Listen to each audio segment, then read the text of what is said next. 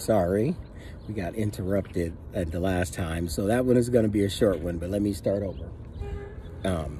You know, people recognizing the left-legged legend because, you know, I'm the left-legged legend. So anyway, when the doctor cuts into your bones and takes something out, your brain can't communicate with it. So then, you know, your brain starts to tell you, you know, don't walk on it, don't put weight on it, you're gonna fall, you know. And it's a real mental thing because my leg right now is pretty sturdy, it feels good. Sorry, it looks really dry, but I can't put anything on it, right? It has to heal on its own. I can't rub, like, I don't want to rub anything on it because I don't want to risk getting an infection, right? Anything coming off of my hands and getting into it and any bacteria. So I don't rub anything on it and I don't rub it. But so first thing that you have to get by with when they do that is your body is like use it or lose it. So your brain realizes that somebody cut into something, so you have to learn how to walk all over again. So if you think about babies, when they learn to walk, they kind of stand there, they hold on to things, they kind of balance themselves first before they take any first steps. Well, that's the journey every time. And imagine after 14 surgeries, this is the, you know, 14th or 15th time that I've had to relearn to walk, you know. And so there's that. Then the second thing is that mental thing of don't walk on it. So you got your brain fighting against you. You want to walk, but your brain is saying don't walk. You're going to fall, you know, you're going to hurt yourself, or it's going to hurt. There's nothing there because it can't communicate with it. And people don't realize how strong your brain can be, how strong an influence your brain can be on stuff where, I'll tell you the last time, not this time because I'm used to that. I know that my brain is telling me something that's incorrect. But the last time, it took me weeks to learn how to walk, 7 weeks, you know, of trying, of maybe about 6, you know, 4 to 6 weeks of actually trying and getting up and trying to tell myself to stand up and walk. And but my brain saying like don't walk on it. I would listen to my brain. I'd be like, oh, it's gonna hurt, I'm gonna fall, it's nothing there, you know. We don't realize how strong our brain is. And then the other thing is, you know, you do so much time on crutches or canes or walkers and all of that, that your muscles atrophy. So now you have this new appliance and all these weak muscles around it. And now you're trying to walk on them. Now you're trying to stand up, and I'm 238 pounds today. Big ups to me for being 12 to 17 pounds lighter and only having about 13 pounds to go to my December 31st goal weight of 225. And then my birthday, March 2nd. My birthday is March 2nd. So if you want to, you know, send me something, Cash App, Dr. Link J. But you know, you're trying, and by March 2nd, try to be, you know, somewhere between 210 and 215. 215 is the most that I want to be, and just maintain that and spend the rest of my time maintaining that. Now, as loving to eat and being a baker and loving to cook, that's going to be difficult, but I'm going to try to balance it with eating healthy and also exercising, you know. And I look at exercising like every day. I have to make it a habit, even if it's 5, 10, 15 minutes a day. Do something, but try not to push it too much, right? Because that's also a thing. But anyway, so then you have trying to walk on legs or whatever part of body that you had surgery on. You're trying to walk on something that doesn't have the muscle. So if every step I take, I don't consciously think about it. So those of you that have walked with me before, those of you that have called me when I was somewhere walking, my leg buckles because I need to now, since I have a foreign object that I am standing and walking on, I have to consciously tell myself to step with my left foot. I have to remind my brain to walk, and anytime that I'm distracted from that, my leg can buckle until it gets stronger. Now, once it gets stronger, then I'll be able to walk, hopefully without any of that. And I'm working on that. I do leg exercises every day, and now I'm leaving my first physical therapy session, so that's why I'm so happy. And So after physical therapy, my physical therapist said, you know, try to do those exercises 4 times a day. I was doing them twice a day, or I would do enough reps for twice a day. But now she's saying spread them out, you know, do them 4 times a day. Constantly think about it, because there are things that I cannot do and that I want to be able to do just to be able to do them, right? So like extending my leg, that's as far as I can go.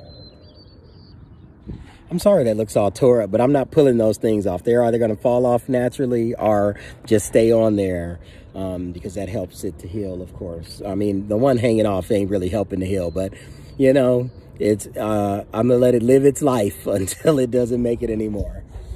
You know, and those sorts of things. I'm already at 110 degrees flexion, meaning I can bend at 110 degrees, and I'd like everybody to know that that's the best it's ever been. I have not in 10 years been able to bend my leg more than 95, 98. They've gotten it to about 100, but that's when they were bending me like a pretzel, and we don't want that. So now my goal is 120 degrees. You know, you think about physical therapy, but physical therapy is there to make you functional, right? Physical therapy is a functional skill. So as long as you could bend your knee 90 degrees, you're okay. As long as you can stand up, sit down, go up steps, come down steps, step over things. That's really what physical therapy is for. And so I'm a firm proponent of yoga.